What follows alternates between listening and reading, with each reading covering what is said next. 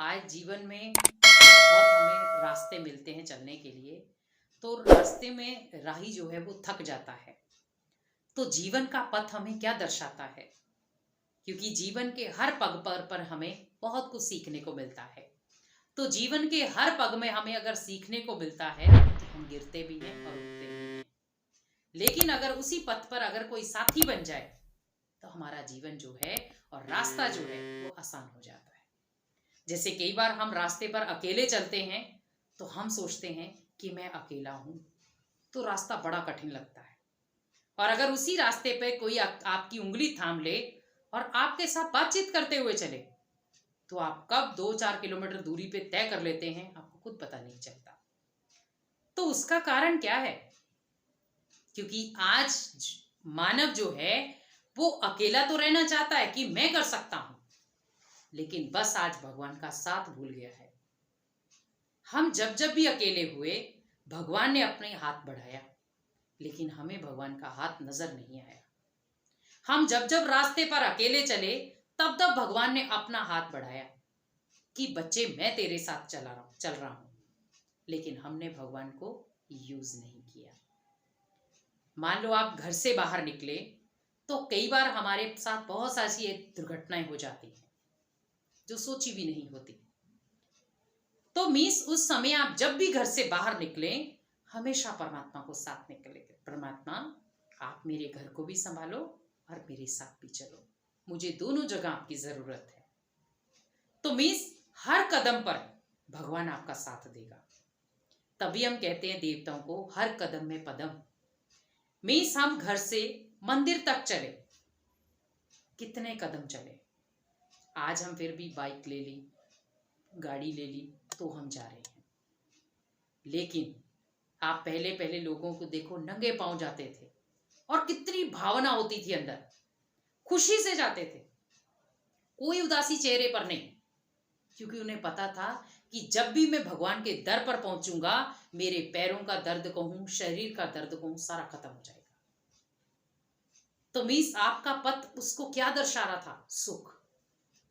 क्योंकि वो चल तो रहा था, उससे पीड़ा भी हो रही है, लेकिन वो जो दर्शन करेगा वहां जाकर उससे उसका मन रिलैक्स हो रहा है। अभी वो पहुंचा नहीं है, लेकिन उसने विजन तैयार कर लिया है कि मैं जैसे ही मंदिर के द्वार पे पहुंचूंगा, मुझे जहां पे जिस भी देवी देवता के वहां पर जा रहा हूं मैं, वो देवी देवता मेरे को देख के प्रसन्न हो जाएंगे कि मैंने इतना कष्ट सहा। तो भगवान भी उनके कदमों में कदम रखने के लिए तैयार हो जाता है। लेकिन आज हम हर नियम तोड़ते जा रहे हैं, भगवान के मंदिरों में जा रहे हैं तो हम इतने उल्टे सुलटे कार्य करते हैं जिसकी हद नहीं है। मंदिर में गए तो शराब की बोतलें लेकर जा रहे हैं, होटलों पे जाके नॉनवेज खा रहे हैं, उल्टी अश्लील चीजों को देख रहे हैं। बताइए कहाँ है मंदिर का सभ्यता? जहां मंदिर में इतनी स्वच्छ मूर्तियां तैयार रखी हैं, मंदिर में आप दर्शन करने के लिए जा रहे हैं और वहां पर हम कर क्या रहे हैं? और रास्ते चलते अगर कुछ हो गया तो हम कई बार कहते हैं कि भगवान को तो मैं अच्छी तरह मिलके आया, लेकिन मेरे साथ ऐसा क्यों हुआ? क्या देवी प्रसन्न नहीं हुई? हम देवी को प्रसन्न करने नहीं गए थे, हम स्वयं को प्रसन्न करने गए थे। क्योंकि हमें अच्छा अच्छा खाना, अच्छा पहनना, अच्छा घूमना, अच्छा रहना, अच्छी चीजें खाने पीने को मिल गई।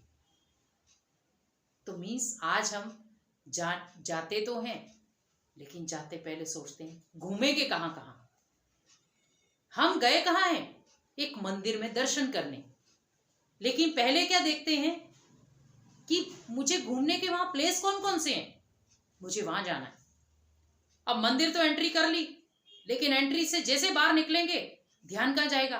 अब मुझे फटाफट इधर इधर घूमने जाना है। अब वो जितना समय आप घूम फिर के वापिस आएंगे, मंदिर का टोटल सारी चीजें खत्म। क्या भावना बची हमारी? हम पर्सनली मिलने नहीं गए हमसे, हम घूमने के वेश में गए। तो सोचो कि भगवान हमारे से पर्सनल मिलने आ रहा है, लेकिन मेरे पास इतना समय नहीं है कि मैं उसके साथ पर्सनल मिलने जाऊं। भगवान से हम हर चीज पर्सनल लेना चाहते हैं, लेकिन भगवान को समय परसना नहीं देना चाहते।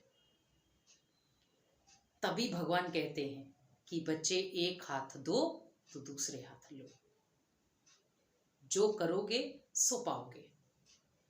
हमने किया कुछ नहीं और प्राप्ति चाहे कि करोड़ों की हो जाए, कैसे होगी? आज हम देख रहे हैं कि अमीर अमीर बनता जा रहा है, गरीब गरीब बनता जा रहा है, क्योंकि गरीब खुद से गरीब बन रहा है, क्योंकि नशे पत्तों में उड़ा रहा है। और अमीर के पास इतना समय नहीं है कि जो भगवान को याद करे, तो भगवान और उसे धन में डुबोता है कि बच्चे और धन में डूब, ताकि तेरे को मेरी याद ही ना आए। और आप उसकी अंतिम श्वास सुन लो, फिर उसकी अंतिम श्वास भी अटकती हुई आएगी, जहां उसका कोई सहारा नहीं बचेगा, ना धन ना संबंधी, क्योंकि समय नहीं दिया। तो कब तक धन सहारा बनेगा? कब तक आपकी प्रॉपर्टियां सहारा बनेगी? वो भी एक दिन आपका साथ छोड़ देगी। सहारा ओनली आपका एकमात्र भगवान है, बाकी कोई नहीं।